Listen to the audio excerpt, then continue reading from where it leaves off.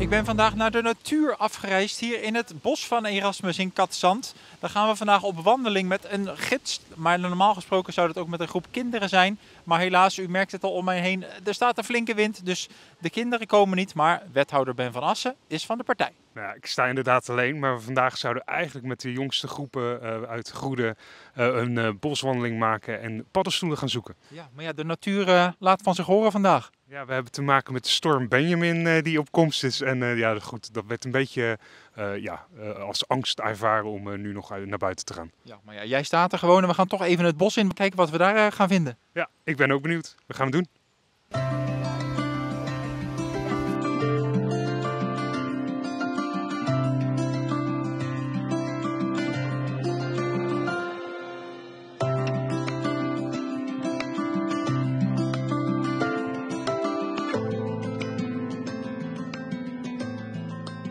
En hier zitten de zwammen die je hier vooral vindt.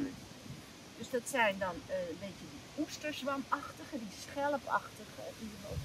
En wat je hier ook veel vindt is bijvoorbeeld de kluifjeszwam. Dat is een hele ongebruikelijke paddenstoel.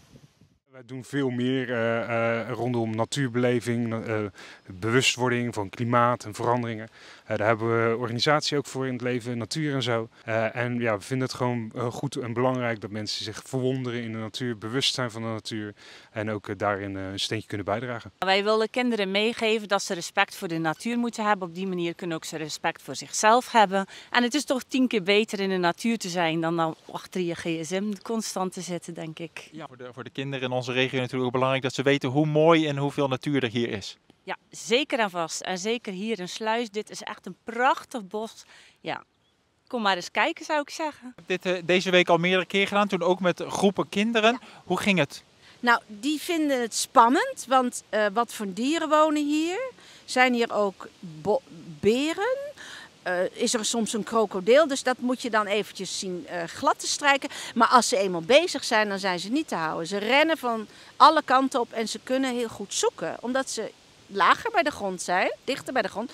En sommigen komen met de kleinste paddenstoeltjes op je af. En dat is zo adembenemend leuk. Ja, nou, ik zie het nu ook alweer in uw gezicht. Het enthousiasme bij u is ook wel goed aanwezig, hè? Ja hoor, ik loop heel graag in de natuur, maar ik vind het ook leuk om kinderen dingen te leren. Plaatjes te laten zien als het er toevallig niet staat. Zodat ze begrijpen wat er allemaal te vinden is, hoe rijk het is om ons heen. En dat ze oog krijgen voor de natuur en er goed voor zorgen. Ja.